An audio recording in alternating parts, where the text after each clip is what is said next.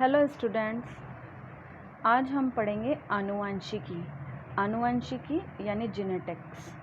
अब क्वेश्चन आता है जेनेटिक्स क्या है। जेनेटिक्स जीव विज्ञान की वह शाखा जिसमें सजीवों के लक्षणों और आनुवंशिकता और विभिन्नताओं का अध्ययन किया जाता है, उसे हम आनुवंशिकी कहते हैं।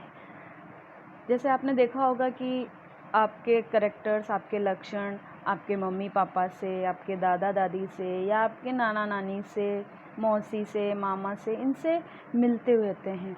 इवन देन आपके भाई बहनों के अंदर भी जो कैरेक्टर्स होते हैं वो अलग अलग होते हैं। सभी भाई बहन एक जैसे नहीं होते। तो ये जो हेरिडिटी है, आनुवंशिकता है, और जो विभिन्नताएं हैं हमारे परिवार के बीच में, वो क्या है और उनका अध्ययन किस प्रकार से किया जाता है, वो हम सब पढ़ते हैं आनुवंशिकी या जेनेटिक्स के अंदर। जेनेटिक शब्द जो हम पढ़ रहे हैं, इसका सबसे पहले प्रयोग किया था वाटसन ने 1905 में। और जेनेटिक्स यानी जीन, जो कि ग्रीक भाषा का शब्द है, इसी से जेनेटिक्स का निर्माण हुआ या उत्पत्ति हुई। इसके बाद आता है आनुवंशिक लक्षण या हेरिडिटी कैरेक्टर्स। हेरिडिटी कैरेक्टर्स उन लक्षणों को कहते हैं जब सजीवों के अंदर लैंगिक जनन होती है, उस समय लैंगिक जनन के समय युग्मकों द्वारा विभिन्न लक्षणों का पीढ़ी दर पीढ़ी यानी एक पीढ़ी से दूसरी पीढ़ी तक जब वो कैरेक्टर्स जाते हैं, तो उसे हम क्या कहते हैं, आनुवंशिक लक्षण। जो लक्षण एक पीढ़ी से दूसरी पीढ़ी में जाएगा वही क्या कहलाएगा, आनुवंशिक लक्षण। इन आनुवंशिक लक्षणों का जनक पीढ़ी यानी पेरेंट्स जनरेशन से संतति पीढ़ी ऑफ स्प्रिंग जनरेशन तक जाना ही क्या कहलाता है, वंशागति या हेरिडिटी। हेरिडिटी शब्द को सबसे पहले स्पेंसर ने 1863 में दिया था। और यह सब जो लैंगिक जनन होता है उसके अंदर हमने पढ़ा है, पहले भी पढ़ा है कि क्रॉसिंग ओवर होता है यानी जीन विनिमय होता है। और इस जीन विनिमय में प्रश्न उठता है कि जीन विनिमय कहाँ होता है। आपको ध्यान होगा कि अर्धसूत्री विभाजन के समय प्रोफेज फर्स्ट के अंदर जीन विनिमय या क्रॉसिंग ओवर होता है, जिससे नए कैरेक्टर्स का निर्माण होता है और नए कैरेक्टर्स एक पीढ़ी से दूसरी पीढ़ी के अंदर जाते हैं। और इसी जीन विनिमय के कारण एक जाति से सजीवों के मध्य परस्पर विभिन्नताएं पाई जाती है। अब उसके बाद आ जाता है मेंडलवाद। मेंडलवाद यानी मेंडलिज्म। मेंडलिज्म किसे कहते हैं, मेंडल के आनुवंशिकता के नियमों को ही हम मेंडलवाद के नाम से जानते हैं। चूँकि मेंडल इन आनुवंशिकता के नियमों को दिया था, इसलिए हम उनके बारे में थोड़ी सी पहले उनके जीवन काल के बारे में जानकारी हासिल करते हैं। तो ग्रेगर जॉन मेंडल इनका पूरा नाम था। इनका जन्म 1822 में और मृत्यु 6 जनवरी 1884 में हुई थी। क्योंकि मेंडल ने सर्वप्रथम पादपों में वंशागति के नियमों का प्रतिपादन किया था। मेंडल का जन्म 22 जुलाई 1822 को ऑस्ट्रिया के हॉइज़ेनडॉर्फ प्रांत के सिलिसियन गांव में हुआ था। 1842 में इन्होंने दर्शन शास्त्र की डिग्री प्राप्त की और उसके बाद 1843 में ऑस्ट्रिया में ब्रून शहर में चर्च में क्या बन गए थे, ये पादरी। और चर्च के उद्यान में मेंडल ने उद्यान मटर यानी जो हम मटर खाते हैं उसके ऊपर 7 वर्ष तक संकरण हाइब्रिडाइजेशन के ऊपर प्रयोग किए थे। और इन प्रयोगों के आधार पर ही इन्होंने अपने जो निष्कर्ष निकले थे, उन निष्कर्षों को उन्होंने 1865 में ब्रून सोसाइटी ऑफ नेचुरल हिस्ट्री के समक्ष अपने शोध पत्रों के रूप में प्रस्तुत किया था। और जब इन अपने निष्कर्षों को इन्होंने इस सोसाइटी के समक्ष प्रस्तुत किया, फिर उसके बाद इन्हीं को जो इनके निष्कर्ष थे उन्होंने अगले साल 1866 में इनका जो प्रयोग था, इन सभी को उन्होंने वहाँ का जो पेपर था शोध पत्र के रूप में उन्हें छपाया, प्रकाशित किया गया, जिसमें पादपों पर संकरण पर शीर्षक से इन्हें उसमें प्रकाशित किया गया। फिर इसी आधार पर जो इनके ये संकरण के प्रयोग थे, इन्हीं परिणामों के आधार पर आनुवंशिकता के नियमों का प्रतिपादन किया गया, जिसे हम मेंडलवाद के नाम से जानते हैं। अब और फिर उसके बाद 6 जनवरी 1884 में मेंडल की मृत्यु हो गई। अब इसके बाद हम आता है कि जब 1884 में मेंडल की मृत्यु हो गई थी तो क्या उस समय इनके नियमों को पूर्ण रूप से मान लिया गया था? नहीं, मेंडल के नियमों को उस समय नहीं माना गया था। मेंडल के नियमों की पुनः खोज हुई थी 1900 में, यानी मेंडलवाद की पुनर्खोज हुई थी और उसके बाद से हमने इनको मान्यता दी है। मेंडल द्वारा प्रस्तुत किए गए वंशागति के नियमों में लगभग अगर हम माने तो 35 वर्ष तक उपेक्षित रहे थे। हॉलैंड के ह्यूगो डी ब्रीज, जर्मनी के कार्ल कोरेंस और ऑस्ट्रिया के एरिन वॉन शेरमेक ने अलग अलग कार्य करते हुए 1900 में मेंडल के नियमों की पुनः खोज की। मतलब ये तीनों साइंटिस्ट अलग अलग जगह के थे और इन्होंने भी इन्हीं नियमों को खोजा, और जब इन्होंने अपने नियम जनता के सामने रखे या साइंटिस्ट के दूसरे सामने रखे, तब पता चला कि ये नियमों की खोज तो कौन कर चुके थे? मेंडल। और इसीलिए फिर हम मेंडल को क्या कहते हैं? आनुवंशिकता का जनक, क्योंकि उन्होंने ये नियम सबसे पहले दिए थे। अब प्रश्न आता है कि मेंडल को जब हमने आनुवंशिकता का जनक कहा, ये उनके नियमों को हमने माना, तो मेंडल की सफलता के क्या कारण थे कि मेंडल इतने अच्छे सफल रहे? तो उसका पहला कारण था कि मेंडल ने एक समय में एक ही लक्षण की वंशागति का अध्ययन किया। फिर दूसरा उनका मुख्य कारण था कि मेंडल ने अपने प्रयोगों पर सभी आंकड़ों का सावधानीपूर्वक सांख्यिकी स्टैटिस्टिकल एनालिसिस किया था, मैथमेटिकल कैलकुलेशन पूरी की थी। उसके कारण उनके जो सभी प्रयोग थे वो बिल्कुल करेक्ट थे, जिन्हें हम आज भी मानते हैं। फिर उनका तीसरा मुख्य कारण था कि उन्होंने अपने प्रयोगों के लिए जो पादप का चुनाव किया था वो सावधानीपूर्वक किया था। बता सकते हैं, अभी मैंने बताया थोड़ी देर पहले कि उन्होंने किसका प्रयोग, कौन से पादप का प्रयोग किया था?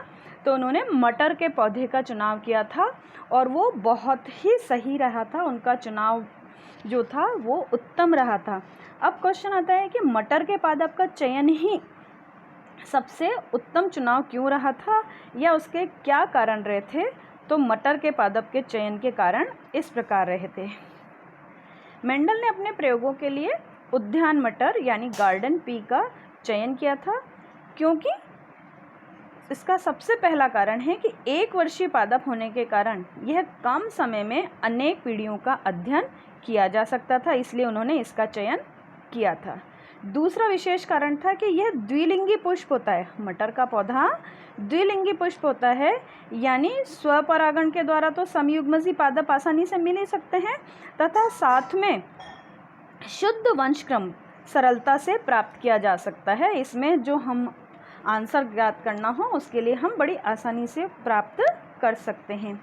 विपुंसन विधि द्वारा भी हम कृत्रिम परागण, इसके अंदर पर परागण आसानी से किया जा सकता है, इसीलिए मेंडल ने मटर के पौधे का चयन किया था।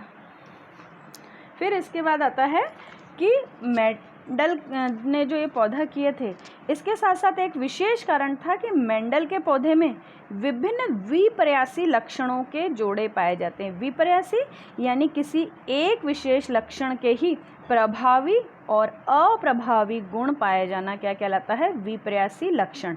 जैसे कि मटर के अंदर विभिन्न प्रकार के 7 प्रकार के विपर्यासी लक्षण पाए जाते हैं, जिसमें फर्स्ट है, पहला है पादप की ऊंचाई, यानी उसका प्रभावी लक्षण होता है लंबा और अप्रभावी लक्षण होता है बौना। इसी प्रकार से इसका दूसरा लक्षण होता है पुष्प की स्थिति, प्रभावी कक्षीय होते हैं और अप्रभावी अग्रस्त। तीसरा इसका लक्षण होता है परिपक्व कली, यानी जो मटर की फली होती है उसकी आकृति, एक तो फूली हुई, दूसरी संकीर्णित यानी सिकुड़ी हुई। आपने दोनों तरह की मटर की फलियां देखी होगी कि एक में तो पूरी मटर की फली फूली हुई होती है और एक बिल्कुल पिचकी हुई सी होती है, उसे अपन विज्ञान की भाषा में संकीर्णित बोलते हैं। फिर चौथा मुख्य रंग आता है अपरिपक्व फली का रंग। जब फली कच्ची होती है उसका क्या रंग होता है? हरा, तो प्रभावी रंग है, और अप्रभावी रंग है पीला, यानी सूखी हुई, जिसे अपन सामान्य भाषा में क्या कहते हैं? सूखी हुई है, ये पीले रंग की है। दूसरा नेक्स्ट लक्षण आता है पुष्प का रंग। पुष्प का रंग यानी जो इसका प्रभावी रंग है मटर का, उसके फूल कौन से रंग के होते हैं? बैंगनी रंग के, और अप्रभावी सफ़ेद भी होते हैं। फिर इसके बाद आती है बीज की आकृति।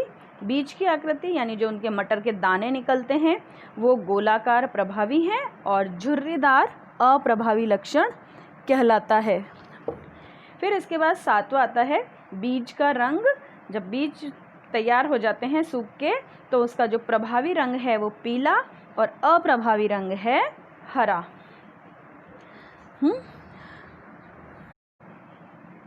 अब हम पढ़ेंगे आनुवंशिक शब्दावली, क्योंकि हमें जब मेंडल के नियमों के बारे में जानकारी करनी है, हम उनकी वंशागति के नियम पढ़ेंगे तो उसमें बहुत से ऐसे शब्द आएंगे, साइंटिफिक शब्द आएंगे जिनको हम अगर उनका अर्थ हमें पता नहीं होगा तो हम उनके वंशागति के नियमों को आसानी से नहीं समझ सकते।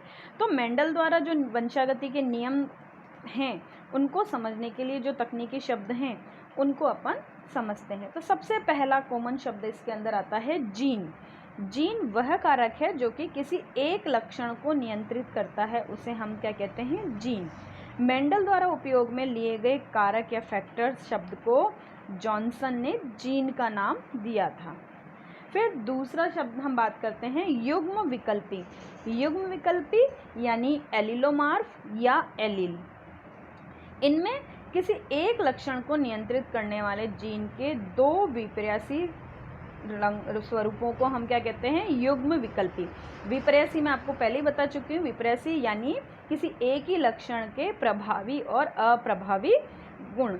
और जैसे कि एग्जाम्पल के रूप में हम बात करें तो पौधे की ऊंचाई को नियंत्रित करने वाले जीन के दो युग्म विकल्पी, कैपिटल टी लंबेपन को बताता है और स्मॉल टी बोनेपन को प्रदर्शित करता है। फिर आता है समयुग्मजी। जब हम किसी लक्षण को नियंत्रित करने वाले जीन के दोनों युग्म विकल्पियों को एक समान हों, दोनों एक जैसे हों, तो हम उसे क्या कहते हैं? समयुग्मजी। जैसे कि कैपिटल टी या स्मॉल टी जो कि लंबेपन और बौनेपन को बताएंगे। फिर इसके बाद आता है विषम युग्मजी, अर्थात जब किसी लक्षण को नियंत्रित करने वाले जीन के दोनों युग्म विकल्पी असमान हो यानी अलग अलग हो तो उसे हम क्या कहते हैं? विषम युग्मजी। एग्जाम्पल के रूप में अपन ले सकते हैं, लंबेपन का विषम युग्मजी जीन होगा कैपिटल टी स्मॉल टी। अब इसके बाद आता है लक्षण प्ररूप। लक्षण प्ररूप यानी फिनोटाइप। किसी भी सजीव की बाह्य प्रतीति यानी एक्सटर्नल अपीयरेंस जो हमें बाहर से दिखाई देती है उसको हम क्या कहते हैं? लक्षण प्ररूप। जैसे कि लंबे पौधे जो समयुग्मजी हैं उनकी बाह्य प्रतीति क्या होगी? Capital T. या विषम युग्मजी जो लंबे पौधे हैं उनकी बाह्य प्रतीति होगी कैपिटल टी स्मॉल टी। इसके बाद आता है जीन प्ररूप। जीन प्ररूप किसी सजीव की आनुवंशिकीय जो संरचना होती है उसे ही हम क्या कहते हैं? जीन प्ररूप कहते हैं। जैसे शुद्ध या समयुग्मजी लंबे के लिए हम कैपिटल टी और अशुद्ध या विषम युग्मजी लंबे के लिए हम कैपिटल टी स्मॉल टी उपयोग में लेते हैं। फिर है प्रभावी लक्षण। प्रभावी लक्षण ये सबसे महत्वपूर्ण चीज़ है। प्रभावी लक्षण वह लक्षण जो F1 पीढ़ी में अपने आप को अभिव्यक्त कर पाता है या दिखाई देता है उसे हम क्या कहते हैं? प्रभावी लक्षण। इसी का जस्ट अपोजिट आता है अप्रभावी लक्षण।